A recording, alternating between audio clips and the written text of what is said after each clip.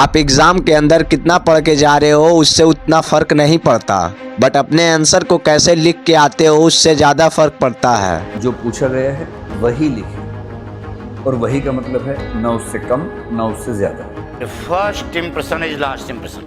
हमने बहुत से स्टूडेंट को देखे हैं कि एग्जाम के अंदर बहुत कुछ पढ़ के जाते हैं बट आंसर लिखने का तरीका ही नहीं पता। क्लियरली ऐसा होता है कि मैं उत्तर पढ़ता हूँ, अगर आपने 6-7 पॉइंट लिखे हैं तो उसमें से एटलीस्ट 3-4 तो रेलेवेंट पॉइंट्स होने चाहिए। पूरा का पूरा सही है, 10 में 10। कोई भी टीचर आपकी पूरी कॉपी को नहीं पढ़ते हैं, अगर पढ़ते भी है तो 2-4 पॉइंट पढ़ते हैं। अगर आपका लिखने का तरीका सही है तो आपको पूरा मार्क्स दिया जाता है। तो आइए जानते हैं कॉपी लिखने का सही तरीका।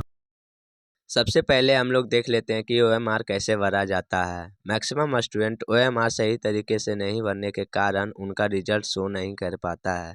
OMR भरते समय इन चीज़ों का ज़रूर ध्यान दें कि अपना नाम हमेशा कैपिटल लेटर में लिखें। कैपिटल लेटर में लिखने के बाद अपना नाम का बॉक्स हमेशा पूरा फुल कर दें और इसी तरीके से अपना OMR भरना है। बॉक्स भरने का तरीका होता है, ना ही आप बॉक्स में कटकुट का निशान दें, ना ही आप सही का निशान दें, ना ही बॉक्स को आधा भरें।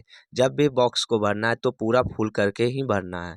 आप जब क्वेश्चन आंसर बनाना है ऑब्जेक्टिव, तो आपको 100 क्वेश्चन दिया जाएगा। 100 क्वेश्चन में हमेशा 85 क्वेश्चन बनाएंगे।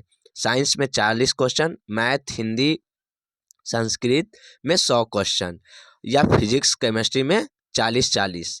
तो हम लोग देख लेते हैं क्वेश्चन नंबर 1 का मानो बी आंसर है, तो इसी तरीके से ही फुल करना है।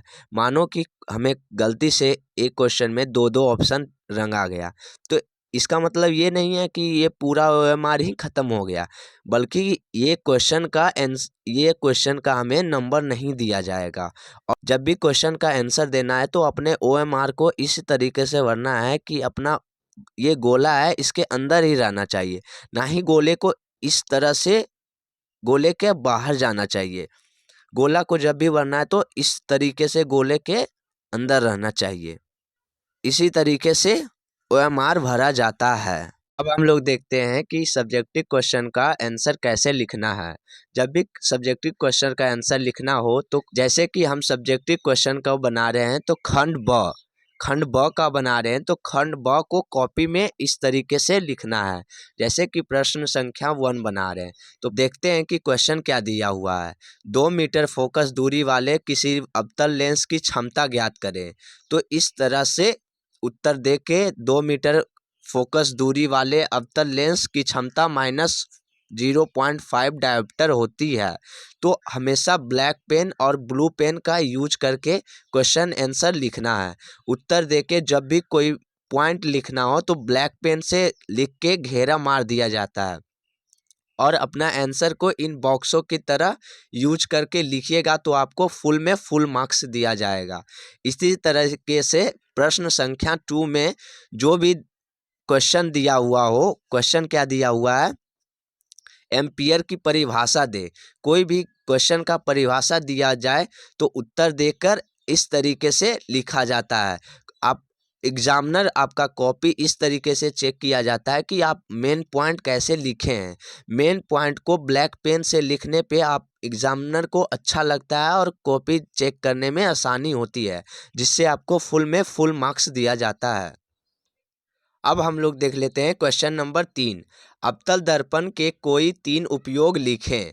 क्वेश्चन नंबर 3 में दिया हुआ है अवतल दर्पण के कोई 3 उपयोग को लिखें। तो इन्होंने प्रश्नोत्तर संख्या क्वेश्चन नंबर 3 लिख के 3 उपयोग को लिखे हैं। इसी तरीके से पॉइंट बाय पॉइंट लिखने पे आपको पूरा मार्क्स दिया जाता है।